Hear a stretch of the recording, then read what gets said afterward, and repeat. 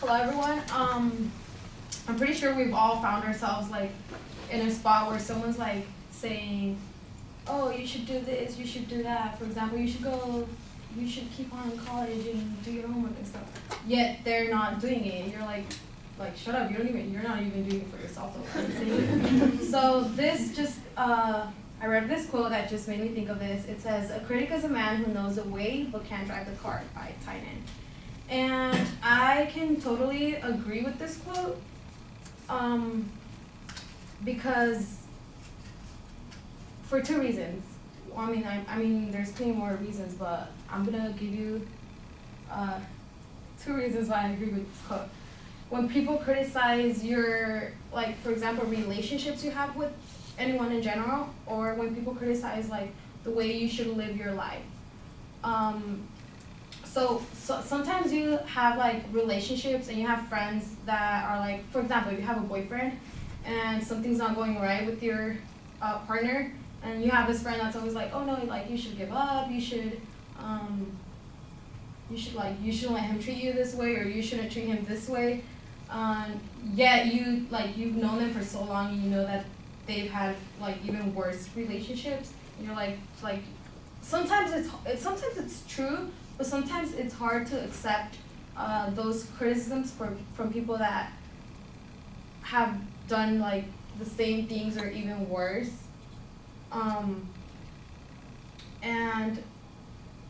Or for example, I think I have a really cool relationship with my mom.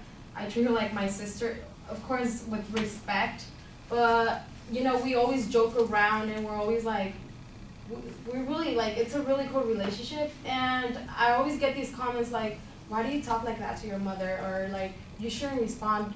Well, obviously sometimes we get into arguments and I really like respond back, and things I shouldn't be doing, but I'm sure we all do.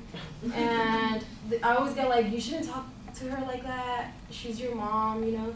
But it's the relationship I have with her, and I don't like when people say that, because I'm pretty sure we all get into arguments and we all have different bonds with people. So, like they know the way it should be, but yet they don't do it.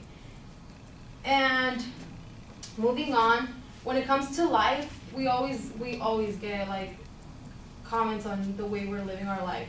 Like for example, I have my mom, she's gonna kill me if she knows I said this, but she's always like, I always eat junk food, I'm always eating soda, really, I eat really unhealthy. And she's always like, you shouldn't eat that. Like at 10 p.m. I'm eating chips and stuff, and she's like, "You shouldn't eat that, you should start working out." Yet she doesn't do it. I'm always like, "What are you saying? Like, you don't even work out yourself. Like, look at you." She's always like saying, "Yeah, I know. You see, someone said, "Wow."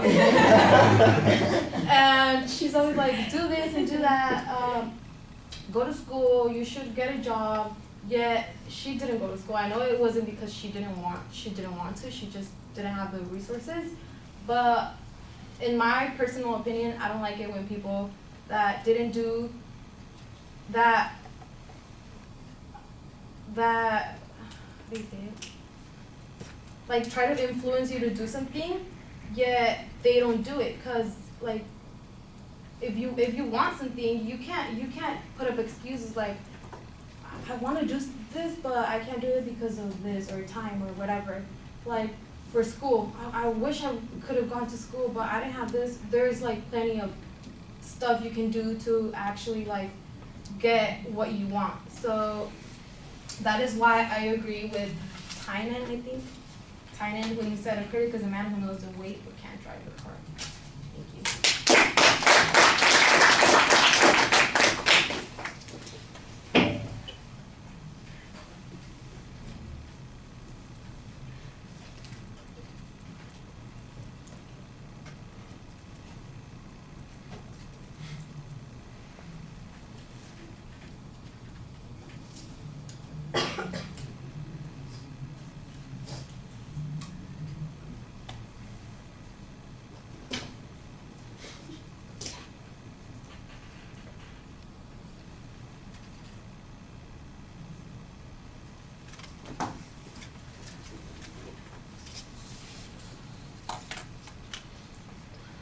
All right, Vanessa, let me pick out the 2 or 3 things that are just little issues that you need to work a bit more on. Most things you did were fine. And the content stuff is actually pretty solid.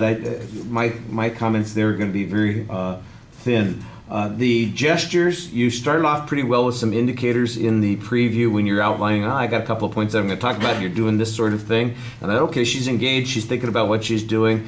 And then your hands go to the pockets, and it's like, I don't know what to do with my hands, I'm going to just stick them in my pockets. And once in a while there's a follow-up indicator later on, but then the hand goes back to the pocket, and that just looks a little bit awkward. So I think that that's an indicator that you're not quite as engaged as you sound when you're speaking, so that's a little bit problematic. Your eye contact with the audience, when you hit a sweet spot, you're very good talking to people. You've got a story element, or you can see the audience is reacting to something that you're talking about, like you kind of talked about them when they reacted to the comment that you made to your mother, that sort of thing. Then you're doing well because you engage people and you look at them. When you're not in that spot, you're a little bit all over the place, and I think you want to be more like you are when you're connecting with people than the other spots, and so it's inconsistent about what you're doing. That'll be something to work on. That's something that's easily fixed. Those would be the negative kinds of things. Everything else was very solid. I thought that you did a good job on things. Your thesis was very clear. I thought maybe the first example could use a little bit of details. There's a lot of ambiguity here. It's kind of like, I know you've got a hypothetical in your head, but the way you've described it is even more hypothetical than I think what's happening in your head. So that's a little bit problem. When you get to the second part and you're talking about the experience with your mother, for instance, everything comes to life then because you've got personal experience that you can talk to and you relate it to us very effectively. I thought that worked well. I think you've got good energy most of the time when you're speaking, and when you, same sort of thing like with the eye contact, when you hit a good spot, then you sound engaged, your voice goes up, there's a little bit of energy, and you're kind of laughing at something or angry about something and you react to it. A little more consistent on that, and that would be good. Nothing was problematic. It's not like you were dull or dry or boring or anything anytime you were talking. Just I think when you watch it, you'll see there's some spots when you just seem to sparkle a little bit more, and that's kind of what you want to do, is be that person a little bit more consistently. All right, I think we can only get in one more person here, so Martin, I don't want to say you lucked out, but you got the bum's rush here on this. Could somebody stick their head out the door and tell Anthony to come in, and he'll be our last speaker for the day?